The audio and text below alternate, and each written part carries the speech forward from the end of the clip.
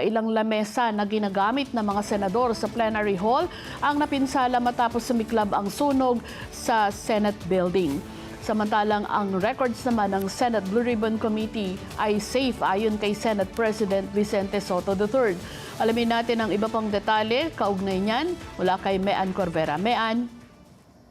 May ligtas ang lahat ng dokumento ng Senado, kabilang na dyan ang mga dokumento at ebidensya ng Senate Blue Ribbon Committee. Yan ang tiniyak ni Senate President Vicente Sotto matapos ang nangyaring sunog sa gusali ng Senado kaninang umaga.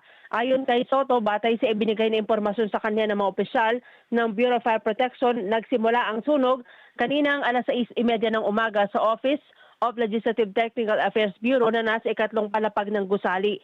Idineklara ng mga fire under control kaninang 7:43 ng umaga.